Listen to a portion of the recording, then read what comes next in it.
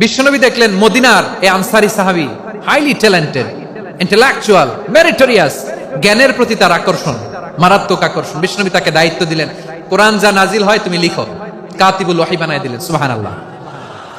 যায়েদ বিন সাবিতরে আবার আজান শিখান নাই, কারণ তার মধ্যে বিশ্বনবীর প্রতিভা দেখেছেন, একাডেমিক প্রতিভা। বিশ্বনবীর একাডেমিক প্রজেক্ট গুলো তিনি হ্যান্ডেল করতেন। যায়েদ বিন সাবিত ছিল বিশ্বনবীর ব্যক্তিগত সচিব। কি ছিল? ব্যক্তিগত সচিব। বুঝেন নাই? বিশ্বনবীর ব্যক্তিগত সচিব এবং দোভাষী। ইহুদিরা কিছু লিখে দিলে এটার অর্থ বিশ্বনবীরে বুঝায় দিতেন, আবার ইহুদিদের কাছে কিছু লিখতে হলে তিনি লিখে দিতেন। বিশ্বনবী একদিন বললেন, ইন্নী ওয়াল্লাহি মা আমানু ইয়াহুদা আলা কিতাব। ইহুদিরা যে চিঠি পাঠায় অর্থ তো বুঝি না, আরেক ইহুদি আইনা অর্থ করা লাগে। আবার ইহুদিদের কাছে কিছু লিখে পাঠাইতে চাইলে আমরা তো লিখতে পারি না, ইহুদিরে দিয়ে লেখা লাগে। ওরা যে পয়রা শোনায় লিখে দেয়, আমি ওদের বিশ্বাস করি না। আমার নিজের একজন লোক দরকার। বিশ্বনবী এই যায়েদ বিন সাবিতকে চুজ করলেন ল্যাঙ্গুয়েজের জন্য। উনি বললেন, যায়েদ, তোমার সফট স্কিলকে ডেভেলপ করতে হবে, তুমি হিব্রু ল্যাঙ্গুয়েজ শিখে ফেলো। যায়েদ বিন সাবিত বলল, বিশ্বনবীর মোটিভেশন আর ইন্সপিরেশন পেয়ে আমি 15 দিনে ইহুদিদের এই হিব্রু ল্যাঙ্গুয়েজ শিখে ফেললাম। শুধু শিখে ফেললাম না, হাত্তা হাদিকতু, even I became master in the language. এই ভাষা আমি পারদর্শী হয়ে গেলাম। এরপরে ইহুদিরা চিঠি লিখে পাঠালে আর কোনো ইহুদি ডাকা লাগতো না, আমি নবীর এটার অর্থ শুনে পরে বুঝাই দিতাম। আবার ইহুদিদের কাছে চিঠি লেখা লাগলে আমি যায়েদ বিন সাবিত চিঠি লিখে দিতাম। সুবহানাল্লাহ। দেখেন, এত সাহাবীর মধ্যে থেকে বিশ্বনবীর একাডেমিক প্রজেক্ট, ব্যক্তিগত সচিব, দোভাষী হিসেবে তিনি যায়েদ বিন সাবিতের মতো তরুণকে নির্বাচিত করেছেন। কেমন ট্যালেন্ট হান্টার ছিল আমার নবী। সুবহানাল্লাহ পড়বেন না? বিশ্বনবীর ইন্তেকালের পরে সাইয়েদনা আবু বকর রাদিয়াল্লাহু তাআলা আনহু যখন খলিফা হয়ে আসলেন, কোরআনকে সংকলনের দায়িত্ব দেয়া লাগবে, কোন সাহাবীকে দিবেন? সব সাহাবারা মিলে পরামর্শ করলেন। সাইয়েদনা আবু বকর, ওমর সবাই মিলে এই বিশাল কোরআন সংকলনের গুরু দায়িত্ব বিশ্বনবীর ব্যক্তিগত সচিব, বিশ্বনবীর দোভাষী, বিশ্বনবীর সিলেক্ট করাই লোক যায়েদ ইবনে সাবিত রাদিয়াল্লাহু তাআলা আনহুকে দিয়েছে। কোরআনের কপি তো আজকে এখানে রাখে নাই। এই যে আজকের যে কোরআন পড়েন, এটা আগে এরকম ছিল না। কোরআন নাজিল হলে সাহাবারা চামড়ার, ওটের চামড়ায় লিখে ফেলতো, ওটের চ্যাপ্টা হাড্ডির মধ্যে লিখে ফেলতো, গাছের গুড়ির মধ্যে লিখে ফেলতো। বিভিন্ন জনের কাছে ছড়ানো ছিটানো ছিল। আবু বকর রাদিয়াল্লাহু তাআলা আনহু একসাথে করলেন, পরবর্তীতে উসমান রাদিয়াল্লাহু তাআলা আনহু একসাথে করলেন 114 সূরার। এখন এই মুসহাফ, এই কম্পাইলেশন, এই কপি আমরা পেয়েছি, যার হিউজ কন্ট্রিবিউশন ছিল। এই পুরো কোরআন কম্পাইলেশনের প্রজেক্ট ম্যানেজার ছিল যায়েদ বিন সাবিত রাদিয়াল্লাহু তাআলা। কোরআন কম্পাইলেশনের প্রজেক্ট ম্যানেজার। দেখেন, উনারে মাথায় হাত দিয়ে আজান শিখায় নাই। সুবহানাল্লাহ কইবেন না? তাহলে প্রথম সাহাবী আবু মাহজুরাকে মুয়াজ্জিন বানাইলেন, যায়েদ বিন সাবিতকে ব্যক্তিগত সচিব আর দোভাষী বানালেন, মুসআব ইবনে উমাইর রাদিয়াল্লাহু তাআলা আনহুকে ইসলামের প্রথম অ্যাম্বাসেডর বানালেন। তাহলে তৃতীয় নাম্বার একজন সাহাবীর নাম বলছি, মুসআব ইবনে উমাইর। মুসআব কি নাম? নামটা কেমন লাগে? এই কয়েকজনের ভাল লাগে, বাকিদের ভাল লাগে না? ভাল লাগে? এই এই আর কয়েকটা মিনিট দেওয়া যাবে না আমাকে আল্লাহর রাস্তে? হ্যাঁ, ঠিক আছে। আমি তোমাদেরকে ভালোবাসা দেখাবো, দোয়া করবো যদি চুপ থাকো, একেবারে চুপ, কষ্ট সহ্য করো। বাকিরা যা সওয়াব পাবে তোমরা ডবল পাবা, যেহেতু কষ্ট বেশি, কিন্তু চুপ। 3 নাম্বার সাহাবীর নাম মুসআব। এই ধাক্কাধাক্কি কেন? ধাক্কাধাক্কি কেন রে ভাই? না না না, এরকম হইলে আসবো না যশোর, আমি আর আসবো না। হয় পিছনে চলে যাও, নাহলে চুপ, ধাক্কাধাক্কি নাই। 3 নাম্বার সাহাবীর নাম মুসআব। কি নাম? He was the first ambassador in Islam. ইসলামের প্রথম ডিপ্লোম্যাট, প্রথম কূটনৈতিক, ইসলামের প্রথম কূটনৈতিক, ইসলামের প্রথম ডিপ্লোম্যাট, প্রথম অ্যাম্বাসেডর মুসআব ইবনে উমাইর। মক্কার তরুণ যুবক, উনি পারফিউম লাগাইলে মানুষ দেখলেই বুঝতো এটা মুসআব লাগাইছে। এমন ড্যাশিং ফেসের ছিল, এমন স্মার্ট ড্যাশিং ফেস, এমন পার্সোনালিটির মানুষ ছিল মুসআব রাদিয়াল্লাহু তাআলা। কারণ যিনি ইসলামের স্পোকম্যান হবেন, মুখপাত্র হবেন, তার স্মার্ট হওয়ার দরকার আছে না নাই? আকাবার প্রথম শপথ যখন হলো, তাদের সাথে বিষ্ণু ঈসা ইসলাম মদিনাতে একজন মুখপাত্র পাঠালেন, ডিপ্লোম্যাটকে পাঠালেন, অ্যাম্বাসেডর অফ ইসলাম। তিনি হচ্ছেন মুসআব ইবনে উমাইর। পড়েন সুবহানাল্লাহ। বিশ্বনবী দেখলেন সে অনেক স্মার্ট, তার ডেডিকেশন আছে, সিনসিয়ারিটি আছে, এবং মদিনায় যে আউস খাজরাজ গোত্রের নেতাদের সাথে ডিল করতে হবে, ইহুদিদের সাথে ডিল করতে হবে, ওখানে একজন পাক্কা জানু খেলোয়াড়ের দরকার আছে না নাই? মুসআব ইবনে উমাইর রাদিয়াল্লাহু তাআলা আনহু, ওনাকে বিষ্ণু ইসা ইসলাম চুজ করলেন। এবং বিষ্ণু ইসা ইসলামের এই চুজিংটা, এই সিলেকশনটা এত সুন্দর ছিল, তিনি মদিনাতে যে বিশ্বনবী আসার আগেই মদিনার জমিনকে তিনি উর্বর করে ফেলছেন। প্রতিটা ঘরে ঘরে কালিমার দাওয়াত তিনি পৌঁছায় দিয়েছেন। জুমার বিধান নাজিল হয়েছে, কিন্তু মক্কায় পরিবেশ নাই জুমা পালনের। বিষ্ণু ইসা ইসলাম একজনকে দিয়ে খবর পাঠালেন, যাও মদিনায় মুসাবকে যে বলো, মুসাব তো আমার শিক্ষক, আমার স্পোকম্যান, মদিনাতে যেন তারা জুমা কায়েম করে। বিশ্বনবীর আগেই মুসআব মদিনার মুসলিমদেরকে নিয়ে মদিনায় প্রথম জুমা কায়েম করে ফেলছে। সুবহানাল্লাহ। ডিপ্লোম্যাটদের কেমন হইতে হয়, অ্যাম্বাসেডারের কেমন হইতে হয়, মুসআব রাদিয়াল্লাহু তাআলা আনহুর কাছ থেকে শিখে নাও। মুসআব নামটা কেমন লাগে?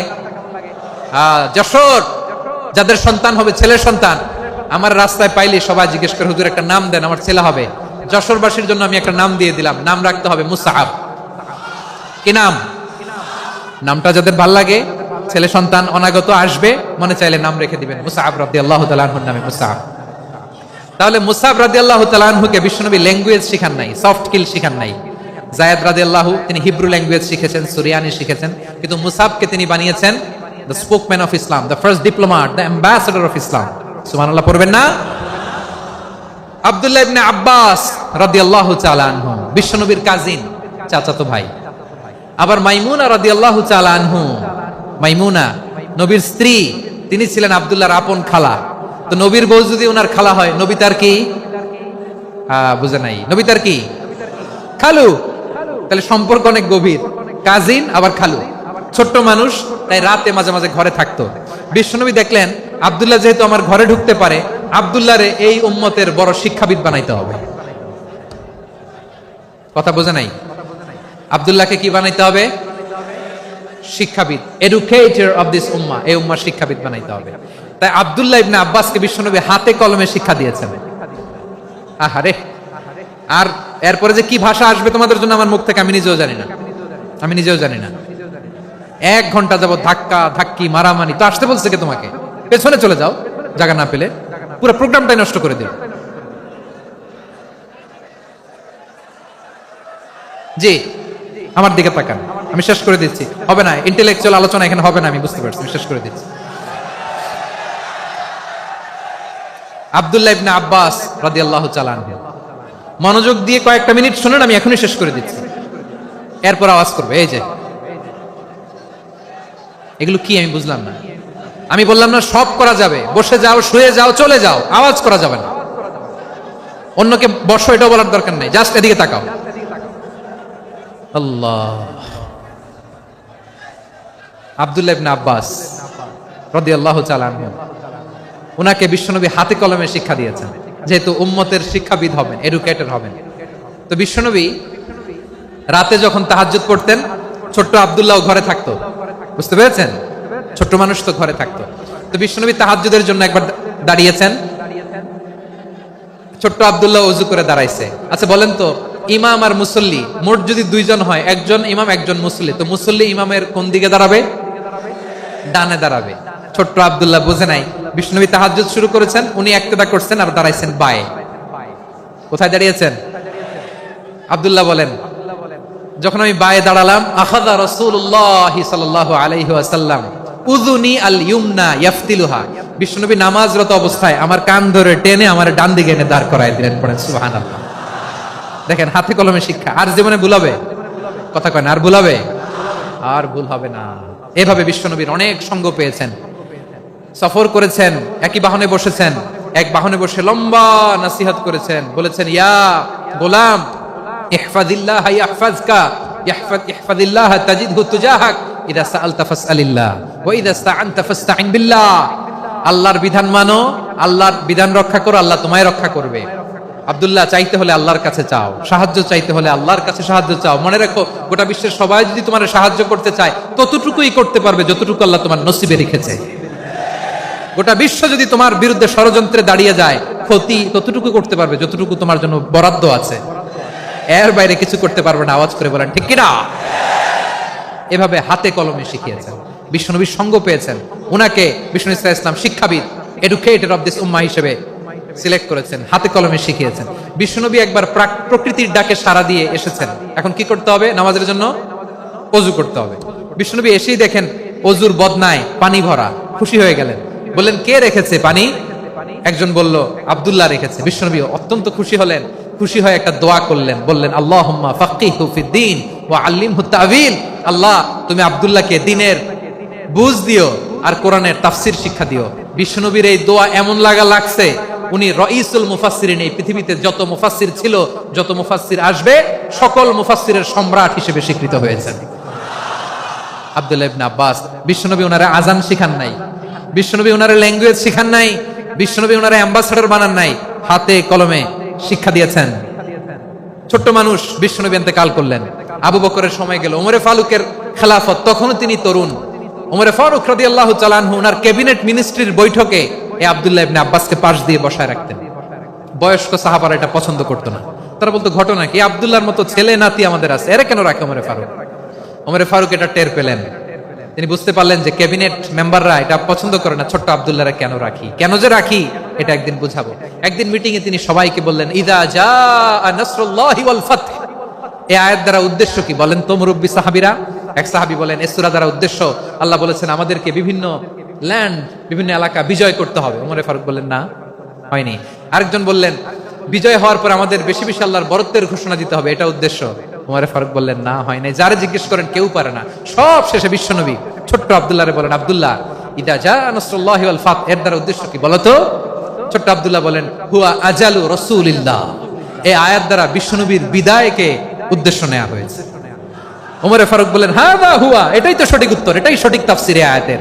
কারণ ইদা জাআ নাসরুল্লাহি ওয়াল ফাতহ, যখন আল্লাহর সাহায্য আর বিজয় আসবে, ওয়া রাআইতান নাসা ইয়াদখুলুনা ফি দীনিল্লাহি আফওয়াজা, আপনি দেখবেন দলে দলে ঢলে ঢলে বানের পানির মতো মানুষ ইসলামের দিকে ঢুকতেছে, ইসলামের বিজয় হয়েছে। তো ইসলামের বিজয়ের মিশন নিয়ে নবী আসছে, বিজয়ী যখন হয়ে গেছে এখন তো নবীর বিদায় হবে। জোরে বলেন ঠিক কিনা? কোন সাহাবী এই সূক্ষ্ম কথাটা ধরতে পারে নাই, ওই আব্দুল্লাহ ছাড়া। আব্দুল্লাহ যখন উত্তর দিছে সব সাহাবীদের টনক নড়েছে। এরপর থেকে কোন ক্যাবিনেট মিটিং এ আর কোন সাহাবারা কোনো প্রশ্ন করে নাই, আওয়াজ করে পড়েন সুবহানাল্লাহ। বিশ্বনবী আব্দুল্লাহ ইবনে আব্বাসকে দ্য এডুকেটর অফ দ্য উম্মাহ, উম্মার শিক্ষাবিদ হিসেবে গ্রহণ করেছেন। আওয়াজ করে পড়তে হবে আল্লাহু আকবার। সাহাবীদের নামগুলো মনে থাকবে? এক নম্বরে আবু মাহজুরা, মুয়াজ্জিন বানাইছেন। যায়েদ ইবনে সাবিত, দোভাষী, ট্রান্সলেটর অফ প্রফেট, এবং তিনি ছিলেন বিশ্বনবীর ব্যক্তিগত সচিব। Musab ibn Umair, the first ambassador and diplomat of Islam. Abdullah ibn Abbas, এই উম্মার সবচেয়ে বড় এডুকেটর, শিক্ষাবিদ। আরেকজন ছিল আব্দুল্লাহ ইবনে মাসউদ রাদিয়াল্লাহু তাআলা। দুই আব্দুল্লাহ, আব্বাস গেল, আরেকজন হচ্ছে মাসউদ। মক্কার তরুণ, ছাগল পালতো মুশরিকের। বিশ্বনবী আর আবু বকর রাদিয়াল্লাহু তাআলা আনহু একবার গেলেন, যে দেখে এই তরুণ দাঁড়ায় আছে। বিশ্বনবী বলেন আমি খুব ক্ষুধার্ত, তোমার কাছে কি দুধ আছে ছাগলের? আব্দুল্লাহ ইবনে মাসউদ বলে আছে। ওয়ালাকিন আনা মু'তামান, কিন্তু যে দুধ আছে এটা আমানতের, আমি দিতে পারবো না। বিশ্বনবী এইটা শুনেই তারে টার্গেট করে ফেলছে।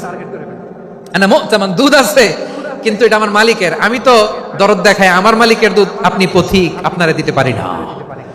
বিশ্বনবী টার্গেট করে ফেলছেন, এরে আমার কাজে লাগাইতে হবে। বিশ্বনবী বললেন আচ্ছা ঠিক আছে দুধ দিও না, কিন্তু এমন ছাগি আছে কিনা যেই ছাগির সাথে কোনো ছাগলের মিলন হয় নাই, তার ওলানে দুধও আসে নাই, বাচ্চাও নাই, এরকম ছাগির থেকে যদি আমি দুধ খাই তাহলে তো সমস্যা নাই। বলতেছে এরকম ছাগির থেকে দুধ খেলে সমস্যা নাই, কারণ এরকম ছাগির ওলান থেকে দুধ আসবেও না। বলতেছে ঠিক আছে এরকম একটা ছাগি নিয়ে আসা হলো।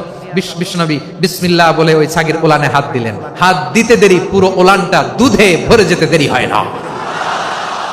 বিশ্বনবী আর আবু বকর রাদিয়াল্লাহু তাআলা আনহু দহন করে পেট ভরে খেলেন। এই দৃশ্য আব্দুল্লাহ ইবনে মাসউদের হৃদয়ে দাগ কাটলো। এই মুজিজা দেখে তিনি বললেন আশহাদু আল্লা ইলাহা ইল্লাল্লাহ ওয়া আশহাদু আন্না মুহাম্মাদুর রাসূলুল্লাহ। তিনি ষষ্ঠ মুসলিম ছিলেন, 6 নম্বর মুসলমান। ওনাকে টার্গেট করে বিশ্বনবী দেখলেন এমন ইন্টেলেকচুয়াল ব্রেন, উনি সূক্ষ্ম সূক্ষ্ম জিনিস বুঝে বেশি, ফিকহি জ্ঞান ওনার মধ্যে বেশি। বিশ্বনবী ওনাকে কোরআনের জ্ঞান শিক্ষা দিতে লাগলেন। উনি বিশ্বনবী সবার কাছে কোরআন শোনায়, কিন্তু বিশ্বনবী নিজে আব্দুল্লাহ ইবনে মাসউদের কাছ থেকে কোরআন শুনতো। বিশ্বনবী একবার বললেন ইকরা আলাইয়া ইয়া মাসউদ, ইবনে মাসউদ একবার শোনাও তো কোরআন দেখি। আব্দুল্লাহ ইবনে মাসউদ বলে আকরাউ আলাইকা ওয়া আলাইকা উনজিল, নবী আপনার উপর কোরআন নাজিল হয় আর আমি আপনার সামনে কোরআন পড়বো। বিশ্বনবী বললেন ইন্নী উহিব্বু আন আসমাআহু মিন গায়রি, আমি নিজে পড়তে যেমনি ভালোবাসি অন্যে পড়ুক আমি শুনবো, এটাও আমি ভালোবাসি। সূরা নিসা তিনি তেলাওয়াত করে শুনিয়েছেন। এমন সূক্ষ্ম বিষয় বিশ্বনবী ওনাকে ধরিয়ে দিয়েছেন। উনি হয়ে গিয়েছেন আব্দুল্লাহ ইবনে আব্বাস, হয়েছেন রাইসুল মুফাসসিরিন, উনি হয়ে গিয়েছেন ফাকিহুল উম্মাহ। ওনার চাইতে বড় ফকি এই পৃথিবী আর দেখবে না। চিল্লায় বলেন সুবহানাল্লাহ। উনি বলতেন ওয়াল্লাহি ওয়াল্লাহি ইল্লাযী লা ইলাহা গায়রু মা উনজিলাত সূরাতুন ইল্লা ওয়া আনা আ'লামু আইনা উনজিলাত ওয়া ফীমা উনজিলাত। বিশ্বনবী এমন ভাবে কোরআনের দার্স আমাকে দিয়েছেন, কোরআনে যত সূরা নাজিল হয়েছে, যেখানে নাজিল হোক না কেন আমি জানি এটা কোথায় নাজিল হয়েছে এবং কোন প্রেক্ষাপটে নাজিল হয়েছে। এমন একটা সূরা নাই যে সূরার কোথায় নাজিল হয়েছে আমি মাসুদের জানা নাই, কোন প্রেক্ষাপটে নাজিল হয়েছে আমার জানা নাই। এরকম ঘটবে না, চিল্লায় বলেন আল্লাহু আকবার। এই আব্দুল্লাহ ইবনে মাসউদ রাদিয়াল্লাহু তাআলা ওমর ফারুকের সময় কুফার চিফ জাস্টিস ছিলেন। কুফা নগরীর চিফ জাস্টিস। চিফ জাস্টিস বুঝেন নাই? বিচারপতি। কি ছিলেন? সবাই বলে নাই কি ছিলেন? বিচারপতি ছিলেন। এবং ওনার যে ফিকহি জ্ঞানের ধারা, এটাই আলকামা, ইব্রাহিম আন-নাখাই, হাম্মাদ ইবনে সুলাইমান হয়ে ইমাম আবু হানিফা পর্যন্ত পৌঁছেছে। এবং ওনার ফিকহি জ্ঞানের ধারাই হানাফি মাযহাবে অ্যাকসেপ্ট হয়েছে। আজও এগুলো হানাফি মাযহাবে চর্চিত হয়। হানাফি মাযহাবের সব ফিক আব্দুল্লাহ ইবনে মাসউদের ফিকহি জ্ঞানের ধারা থেকে নেওয়া হয়েছে। চিল্লায় পড়েন সুবহানাল্লাহ। তাহলে উনাকে বিশ্বনবী বানিয়েছেন জুরিস্ট, জুরিস্ট, আইনবিদ, ফাকিহ। উনারে আজান শিখান নাই। হিউম্যান রিসোর্স ডেভেলপমেন্ট কিভাবে করবেন, মানব সম্পদের উন্নয়ন কিভাবে করতে হয়, কিভাবে যার যেখানে প্রতিভা কাজে লাগাতে হয় উনি দেখিয়েছেন। সুবহানাল্লাহ পড়বেন না? খালিদ বিন ওয়ালিদ নাম শুনছেন? কে কে শোনেন নাই হাত তোলেন। কি ছিলেন? বীর যোদ্ধা।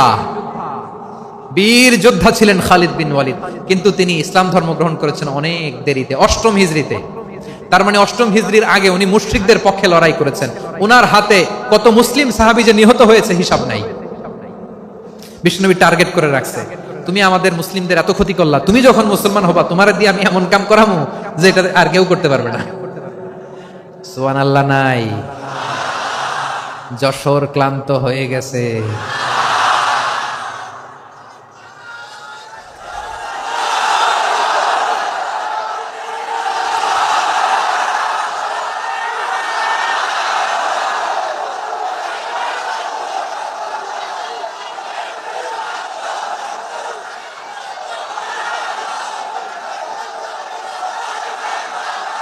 মাশাআল্লাহ, বসুন বসুন বসুন। খালিদ বিন ওয়ালিদ রাদিয়াল্লাহু তাআলা 8ম হিজরিতে মুসলিম হয়েছেন, মক্কা বিজয়ের আগে। তো মক্কা বিজয়ের আগে যখন মুসলিম হয়েছেন, এর আগে কি করছেন? কাফিরদের সাথে যুদ্ধ করেছেন। উনি উহুদের যুদ্ধে মুসলমানদের যে পরাজয় ভাব, কঠিন পরিস্থিতির মুখোমুখি উনার কারণে পেছন থেকে এমন আতর্কিত আক্রমণ করেছেন, মুসলমানদেরকে কচুকাটা করেছেন। 8ম হিজরিতে আল্লাহ তাআলা হেদায়েতের নূর দিয়ে ওনার হৃদয়টাকে উজালা করে দিলেন। লা ইলাহা এটা এমন বাণী যার হৃদয়ে একবার টাচ খাবে, এইটা থেকে সে আর পালিয়ে বেড়াতে পারে। ঝিনুকের ভেতর লুকিয়ে থাকে যেমন মতি, ঝিনুকের ভেতর লুকিয়ে থাকে যেমন মতি, কলমা শাহাদাতে আছে আল্লাহর জ্যোতি, কলমা শাহাদাতে আছে আল্লাহর জ্যোতি। ঠিক কিনা বলেন? মক্কা বিজয়ের আগে মুসলিম হলেন, হওয়ার পরেই বিশ্বনবীর টার্গেট ফুলফিল হলো। ওই যে টার্গেট করে রেখেছেন আর দোয়া করেছেন, খালিদ বিন ওয়ালিদ যদি মুসলিম হয় তাকে আমি মিলিটারি চিফ বানাবো। ওনাকে আজান শিখান নাই, ওনারে কান ধইরা নামাজের এই মাথা থেকে ওই মাথা আনান নাই, ফিকহি কোরআনের সূক্ষ্ম তাফসীর ওনারে শিখান নাই, অ্যাম্বাসেডর বানান নাই। বিষ্ণু ইসলাম উনাকে সামরিক অভিযানে প্রেরণ করেছেন। সামরিক অভিযানে তিনি প্রেরণ করেছেন। উনার জীবদ্দশায় উনার নেতৃত্বে যতগুলো যুদ্ধ হয়েছে, একটা যুদ্ধেও তিনি পরাজয় বরণ করেন নাই। ওমর ফারুকের সময়কালে তিনি চিফ অফ মুসলিম মিলিটারি, মানে মুসলিম সেনাপতি হয়েছেন। যশোর আওয়াজ করো, ঠিক কিনা বলো? সেনাপতি, মুসলিম সেনাপতি। তাহলে কিভাবে হিউম্যান রিসোর্স ব্যবহার করতে হয় গোটা বিশ্ব আমার নবীর কাছ থেকে শিখে নাও। খালিদ বিন ওয়ালিদ, ওনাকে বিশ্বনবী একটা উপাধি দিয়েছেন। উপাধিটা হচ্ছে সাইফুল্লাহিল মাসলুল, আল্লাহর নাঙ্গা তরবারি, আল্লাহর খোলা তরবারি, দ্য ওপেন সোর্ড অফ আল্লাহ। খালিদ বিন ওয়ালিদ মুসলিম সেনাপতি। হাসান বিন সাবেত নাম শুনছেন? দেখি উনি কি ছিল বলেন? রাসূলের সভা কবি, কালচারাল হিজিমনিকে ডিফিট করার জন্য। উনি ভালো অস্ত্র চালানো জানতেন না, ওই কাজে উনি যেতেন না। ওনার ছিল কাব্য প্রতিভা। কাব্য প্রতিভা, কাফিররা কবিতা দিয়ে নবীকে গালি দিত। বিশ্বনবী বলতেন, ইয়া হাসান আজিব আন রাসূলিল্লাহ, তুমি নবীর হয়ে কাফেরদের এই কথাগুলোর জবাব দাও। বিশ্বনবীর একটা মিম্বার ছিল, বিশ্বনবীর মিম্বারের পাশাপাশি মসজিদে নববীতে এই হাসান বিন সাবিতের জন্য বিশ্বনবী একটা স্পেশাল মিম্বার বানিয়ে দিয়েছেন। এখান থেকে তুমি জবাব দাও। এবং বিশ্বনবী বলেছেন আল্লাহুম্মা আইয়িদহু বিরূহিল কুদুস। আল্লাহ, হাসান আমার পক্ষে জবাব দেয়, তুমি জিব্রাইল মারফত তাকে সাহায্য পাঠাইয়া দিও।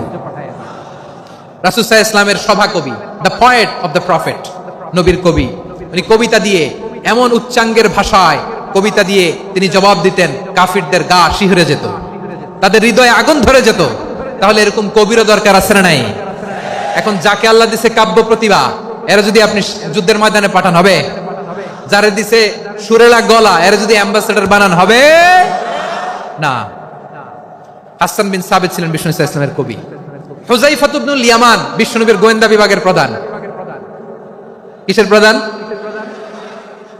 হুযায়ফা ইবনুল ইয়ামান, ওনার ছিল ডিটেকটিভ মাইন্ড, গোয়েন্দা বিভাগের প্রধান। এবং উনি হচ্ছেন সাহিবু সিররি রাসূলিল্লাহ, রাসূল সাল্লাল্লাহু আলাইহি ওয়াসাল্লামের গোপন তথ্যের ধারক বাহক।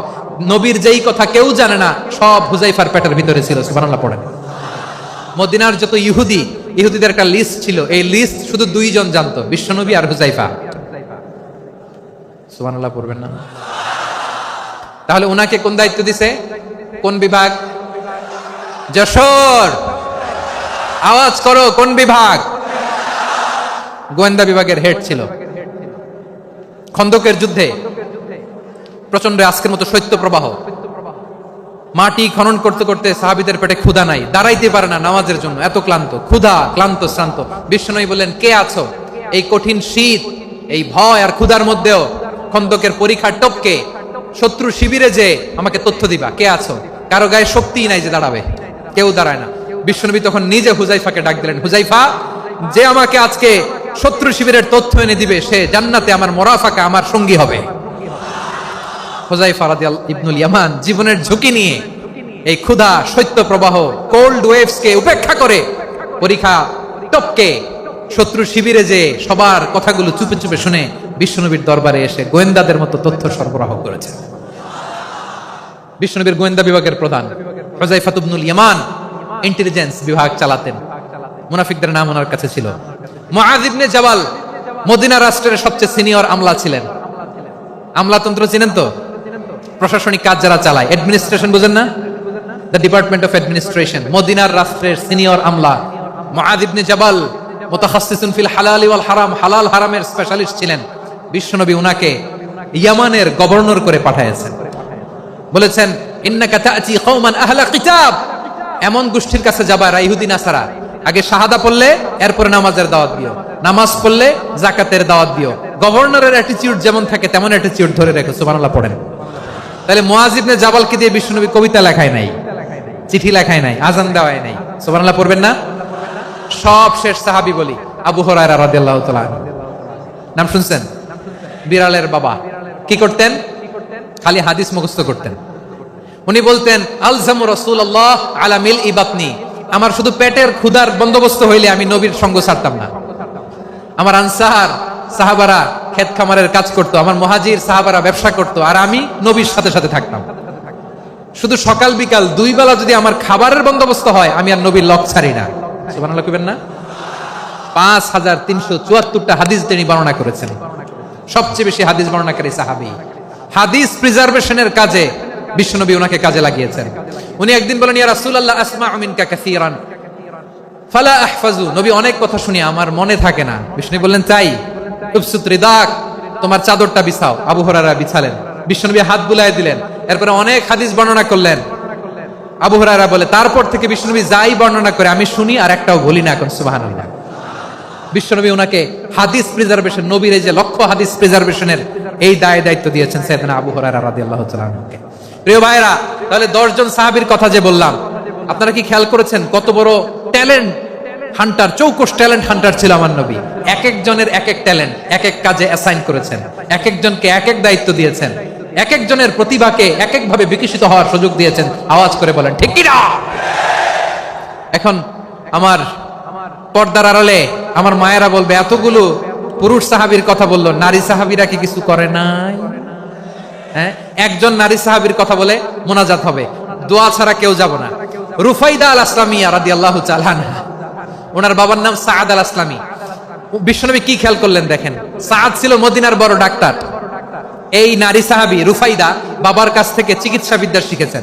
যখন শিখছে, বিশ্বনবী দেখলেন আমার তো প্রতি সপ্তাহে সপ্তাহে যুদ্ধে আহত সাহাবীদের সেবা দিবে কে? বিশ্বনবী রুফাইদাকে বললেন, রুফাইদা তুমি মসজিদে নববীর পাশে একটা মেডিকেল ক্যাম্প করো। এই যে সাকিনা আদ্দিন মেডিকেলের আমার ছাত্রী বন্ধুরা, শুনে রাখো, তোমাদের আইকন হচ্ছে রুফাইদা আল ইসলামিয়া। বিশ্বনবীর ডিরেকশন অনুযায়ী তিনি মসজিদে নববীর পাশে একটা মেডিকেল ক্যাম্প করলেন এবং আহত সাহাবাদের চিকিৎসা উনি ওনার টিম নিয়ে দিতেন।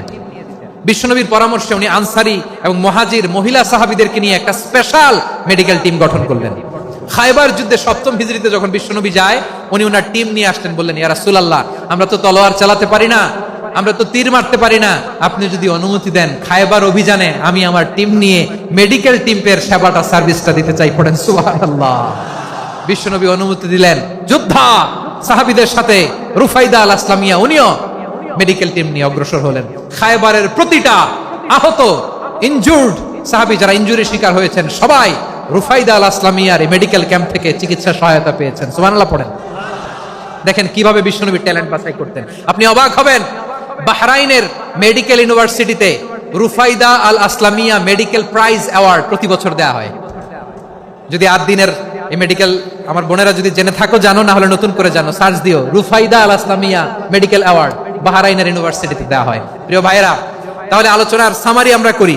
বিশ্বনবী যার যেখানে ট্যালেন্ট তাকে ওইখানে কাজে লাগাতেন। আওয়াজ করে বলেন ঠিক কিনা? এবার একটা ইন্টারভিউ হবে, আওয়াজ করে বলেন, আবু মাহজুরাকে বিশ্বনবী কি বানাইছেন? হ্যাঁ, ভুলে গেছেন?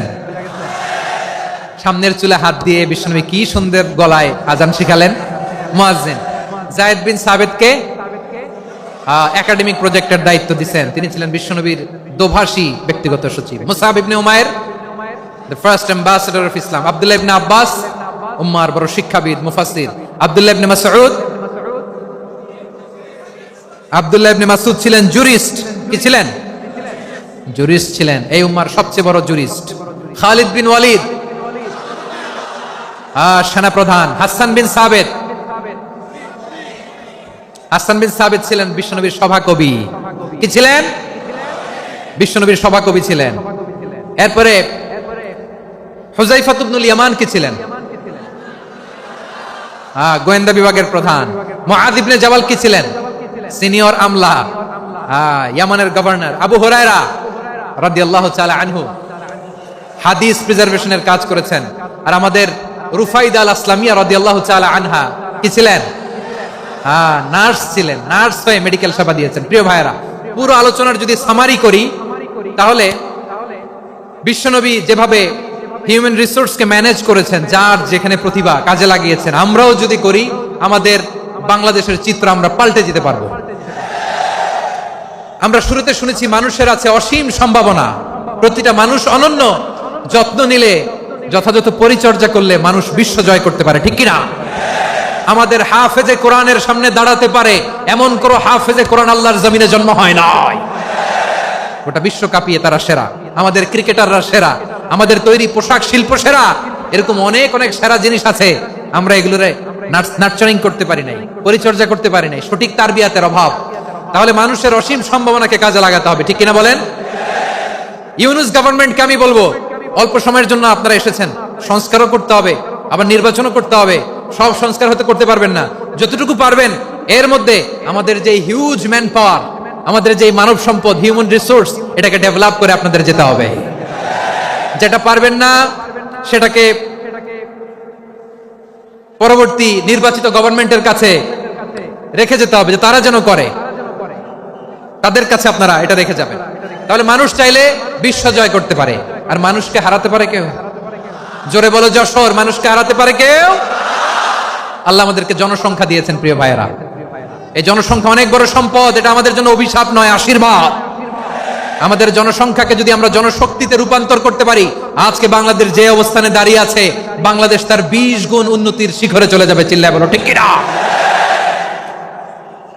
আমাদের শ্রমিক ভাইয়েরা বাইরে কাজ করে, আমাদের শ্রমজীবী ভাইয়েরা, প্রবাসীরা, তাদের ব্যাপারে গুরুত্ব দিতে হবে। আমাদের শ্রমের দাম সবচেয়ে কম। তারা এম্বাসিতে গুরুত্ব পায় না, এয়ারপোর্টে গুরুত্ব পায় না। এই সরকার অবশ্য তাদেরকে অনেক গুরুত্ব দিচ্ছে। আমাদের অদক্ষ শ্রমিককে যখন আমরা দুবাই পাঠাই অল্প বেতন পায়, কিন্তু ইন্ডিয়ানরা দক্ষ শ্রমিক পাঠাইলে তার 3 গুণ বেতন পায়। আমরা আমাদের শ্রমিকদেরকে অদক্ষ ভাবে আর পাঠাতে চাই না, দক্ষ শ্রমিক পাঠিয়ে আমরা রেমিটেন্সের বন্যা বইয়ে দেব। আমাদের শ্রমিকদের পাঠানো রেমিটেন্সের টাকায় সচল থাকে আমার দেশের অর্থনীতির চাকা। তাদেরকে সবচেয়ে গুরুত্ব দিতে হবে। আমরা পেয়েছি ফ্রিডম ফাইটার, মুক্তিযোদ্ধা, আর আমার প্রবাসী ভাইরা হচ্ছে রেমিটেন্স ফাইটার। জোরে বলো ঠিক কিনা? তাহলে আমাদের এই জনশক্তিকে জনসম্পদে ট্রান্সফর্ম করতে হবে, ঠিক কিনা বলেন? সরকার জনগণকে এভাবে পলিশ করতে হবে।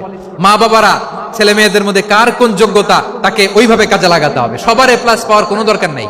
আমাদের দেশে একটা টেন্ডেন্সি আছে, পরীক্ষায় এ প্লাস না পাইলে তুই কি করলি, পাশের বাড়ির ছেলে এ প্লাস পাইছে, যা ওর পা ধোয়া পানি খা। কি খা? তা আমি ভাবছি যে পা ধোয়া, এ প্লাস পাওয়া ছেলেদের পা ধোয়া পানির একটা পানির ব্র্যান্ড বানাইতে হবে। এরকম লেখা থাকবে, এ প্লাস পাওয়া ছেলেদের পা ধোয়া পানি। খাওয়া নাই, এগুলার খাওয়া নাই। ওরে আল্লাহ এ প্লাস পাওয়ার জন্য বানাইছে, আর আপনার ছেলেকে এই এ প্লাস গুলারে নিয়ন্ত্রণ করার জন্য আল্লাহ বানাইছে। ওকে দিয়ে আল্লাহ কি করবে আপনি জানেনই না। একটা এ প্লাস, একটা এ গ্রেড একটা মানুষের জীবনকে ঠিক করে দিতে পারে না।